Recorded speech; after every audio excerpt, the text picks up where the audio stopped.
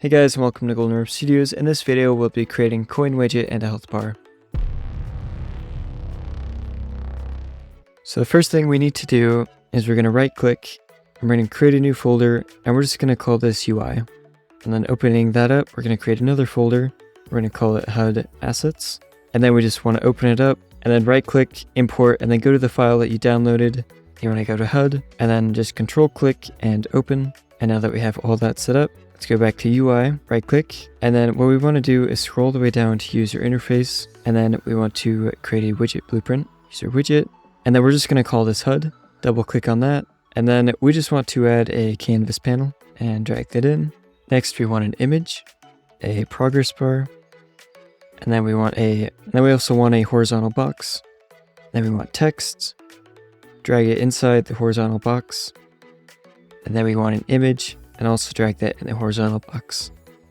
And then we'll need a spacer and drag that between, and make sure that the image comes first, and make sure that size to content is ticked on the horizontal box.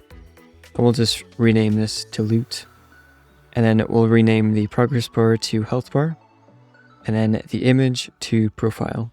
Now that we have that set up, we'll come back over here and let's just click on the frame and click on the image and come down to brush and then click the little arrow, and we just want to size this up, and I found 200 by 200 worked well for me. And then with the progress bar, let's just make that a little bigger, and then come over here to the health, and then in the style we want to make the fill image the red color, and then the gray hearts we want to go to background image. There we go. And we just want to set the margin to 0. And we want to make sure that the fill color and opacity is just set to 1, which is white. So now if we change the percent, you can see that it fills up. And I'm just going to adjust this so it looks correct. And I found that 340 by 100 worked pretty good for me. And just make sure that it's anchored up in the upper left corner. And then with this image selected, you just want to select the stud and then click the arrow. And in here, we're just going to type in 0.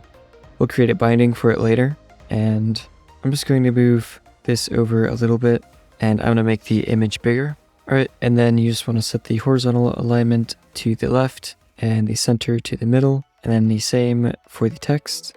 And I found 45 to be good for the size. So once you have that all set up, you can see that's looking pretty good and like a classic Lego game. Alright, and I'm just going to quickly show you how to create something like this.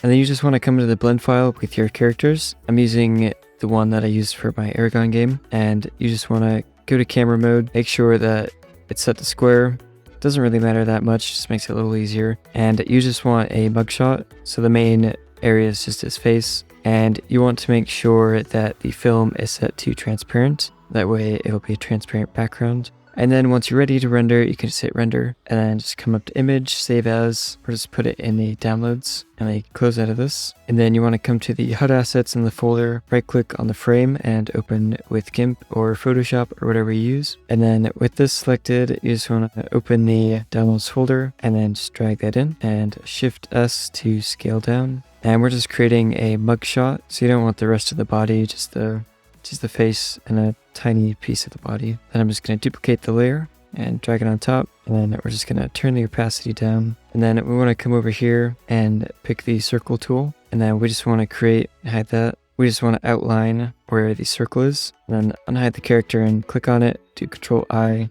and delete, and then create another one, make sure it's transparent, drag it to the bottom, and we're just going to get the bucket tool and fill it with a color and click anywhere. And now you can see that we have our profile picture, and you just want to do Control Shift E, and I'm just going to call this Eragon 2 profile. And then you can just come up here and import, and there it is. And then we can just replace that. So whenever we switch characters, we'll be able to switch the profile image to whichever character we're playing as. And then just to get set up for the next episode, we want to come to the content, blueprints, and we just want to add a variable. We're just going to call it health, and we want this to be an integer. And I'm just going to set this to 100, compile and save, and close out of that. And then we're just going to come into our character real quick. And on event begin play, just want to drag off, type in create widget. And then on the class, we just want to type in HUD and click that. And then we just want to do add to viewport. So now when we click play, you can see that it's showing up. And then just for test purposes, we're going to go on event tick and then I want to get player info. And if you come up here to variable type, you can see it says object. For some reason, when you copy and paste, sometimes it doesn't work all that well. So you just have to type in player info to reset the variable. Then it'll ask you to change, you want to change the type, and then we'll go through and find all the ones and change them for you. And now if you drag off of there, you can type health, and we want to get health, and then click B for branch. And if our health is less or equal to 0, then we want the player to die. We'll refine this method a bit later in the series, but for now we'll just do this. And then we'll just add a key event, and we will set the health. So we'll just copy and paste that part, and I want to set the health. Drag that in, and then off of health, I just want to subtract. And I'm just going to subtract by 25 for now. And then we'll actually come back to UI and to the designer. And over by the %, you can see there's a button called bind. We want to create binding. First, we want to come over to the event graph, and on event construct, we just want to come over to the third person, and we want to copy the player info and paste that in there, and then right click and create variable, and then compile, go back to the get health bar, and we want to drag off the player info. We want to get the health, and if we just drag it into here, you can see that it converts it to a float for us, but it'll be a float of 100, and percentages work from 0 to 1, 1 being full and 0 being not full. So if our health is at 100, you can see that it won't work for us. So what we need to do is divide it, and our health is 100, so if we divide it by 100, it'll equal 1.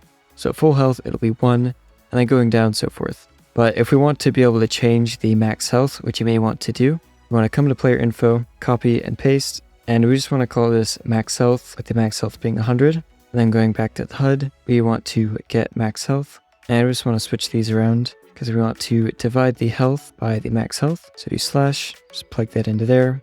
And then we just want to drag this off of here, and we just want to get the integer to float.